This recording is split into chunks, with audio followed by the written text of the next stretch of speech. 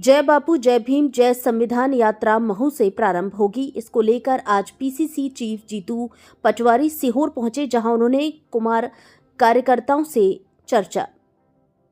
कांग्रेस नेता जीतू पटवारी सीहोर पहुंचे, जहां उन्होंने कांग्रेस कार्यकर्ताओं को संबोधित किया और कहा कि आज पार्टी केंद्र और राज्य सरकार लगातार महात्मा गांधी और डॉक्टर भीमराव अंबेडकर का अपमान करती है।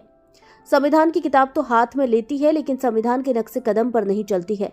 हमेशा संविधान को ठेस पहुंचाने का काम भाजपा सरकार और उनके नेता करते हैं। इसलिए कांग्रेस पार्टी डॉक्टर भीमराव अंबेडकर की जन्मस्थली महू से जय बापू जय भीम जय संविधान यात्रा निकालने जा रही है, जिसमें प्रदेश सहित देश के कोने कोने से कांग्रेस के नेता शामिल होंगे।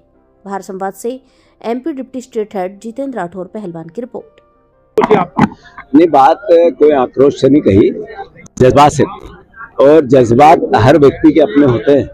इस देश में बाबा साहब अम्बेडकर का जो अपमान नरेंद्र मोदी भारतीय जनता पार्टी आरएसएस करना चाहती है, ये इस देश के संविधान का अपमान है। और मैं समझता हूं कि जब इस देश के संविधान भारत का एक एक इच्छा करता है, बाबा साहब ने कहा था जिस देश में संविधान जिन हाथों में जाएगा उन हाथों के हिसाब से संविधान की भावना बनेगी। अगर गलत हाथों में गया तो गलत रास्ते पे जाएगा। अरे इस देश में नरेंद्र मोदी के पास जब से संविधान आया है, उन्होंने 600 विधायक खरीद बिक्री कर दी। देश का चुनाव आयोग वो तोता हो गया। इस देश में स्वायत्त संस्थाएं बीजेपी की केवल चाकरी करने लगी। इस देश में किस तरीके का करप्शन हुआ कि गरीब गरीब हो गया और अमीर अमीर हो गया। 80% लोगों के पास सरकारी में नहीं लगा। इस तरह के हालात देश में गरीबी के हो गए और उधर 5% लोगों के पास 20 लाख करोड़ रुपए एक तरह से नरेंद्र मोदी ने माफ कर दिए। आज जो टैक्स व्यवस्था है वो हर आदमी टैक्स देता है, गरीब से गरीब भीख मांगता है वो भी देता है। उसके बावजूद नरेंद्र मोदी जी सिर्फ अमीरों का ध्यान देते हैं, किसानों का नहीं देते। अरे भारतीय जनता पार्टी ने वोट लिया कि 2700 के गेहूं के दाम हम करेंगे, क्यों नहीं किए? यही इसी जिले के आदरणीय शिवराज सिंह चौहान थे,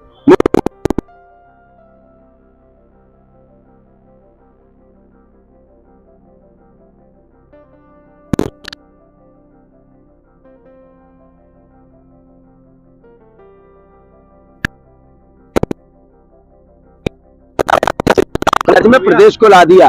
और फिर अद्भुत यहाँ सीहोर में लोक आयुक्त हर तीसरे दिन आ जाता है, कभी तहसीलदार के यहाँ, कभी पटवारी के यहाँ, कभी किसी के यहाँ। मतलब करप्शन कितना है।